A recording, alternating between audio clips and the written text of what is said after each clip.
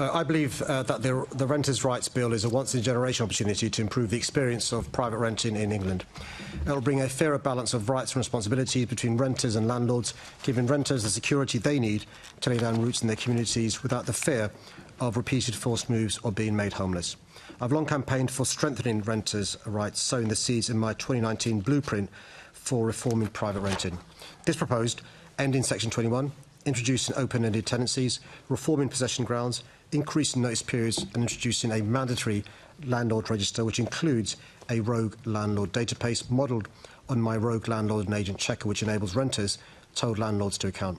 All these measures form part of the Renters' Rights Bill, and I welcome the priority the government's given to addressing the insecurity, poor conditions and unreasonable rent hikes that renters both in London and nationally too often face. Let's not forget that London's 2.7 million renters were repeatedly let down by previous governments and should not have had to wait so long for action.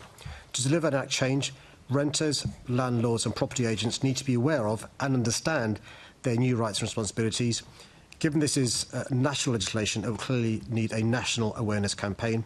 I'm sure the government's PRS database will be a key source of information for renters. My own web pages will also share information with Londoners about their new rights, and of course I'll use my social media channels and partnerships with key stakeholders to ensure that both renters and landlords know about their new rights and responsibilities.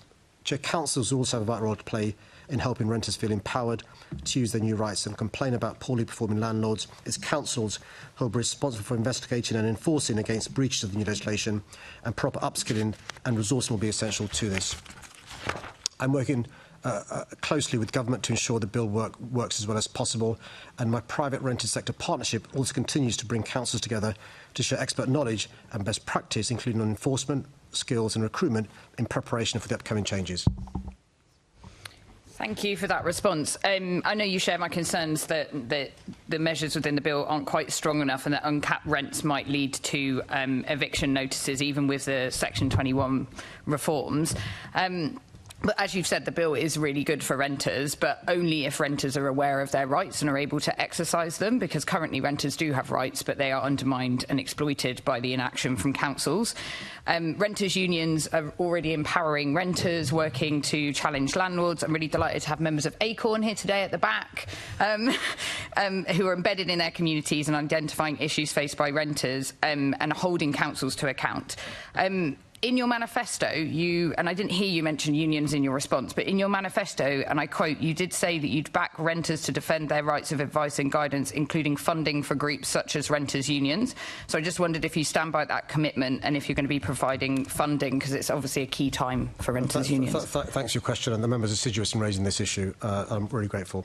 So I've invested over £11 million in a range of interventions to give support to the renters she refers to, and that's to fund organisations to offer free advice on issues, including housing, welfare benefits and debts as well, to help them boost the services and extend them into community settings across the city. So we already are investing £11 million. On top of that, there's the online cost of living hub. But what I'll do, Chair, is ask my office to send the member details of the support we're giving, where advice is available, because obviously the member's got reach into other parts of the community where people may not be aware of the advice available.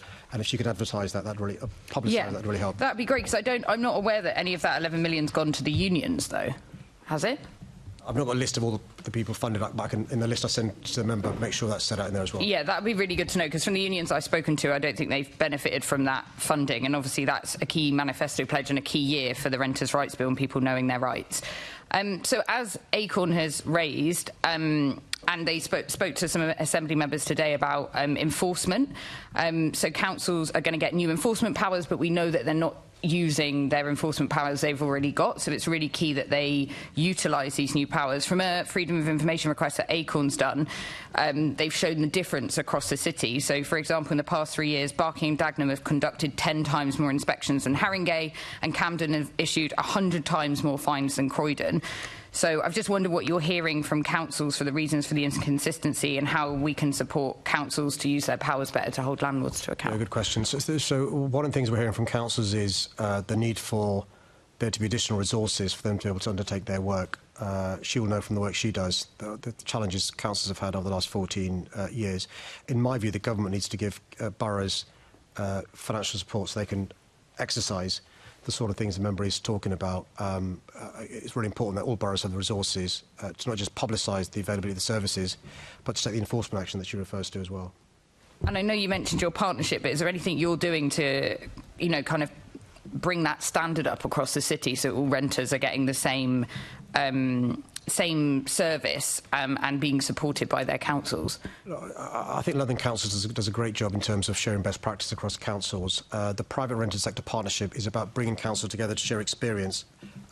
She's mentioned some councils who've got expertise in this area, so share expertise, best practice on enforcement, on skills and recruitment. We ourselves have helped some councils train up their staff in relation to this area, because obviously we can, as a strategic authority, do that. And it's really about peer-to-peer stuff as well. And I know London councils do a lot of that. I'll pass on the comments the member makes in relation to some councils, doing more enforcement than others, and whether the London councils can work together to try and share the best practice. That'd be great. Thank you. Thanks. Back to you, Chair.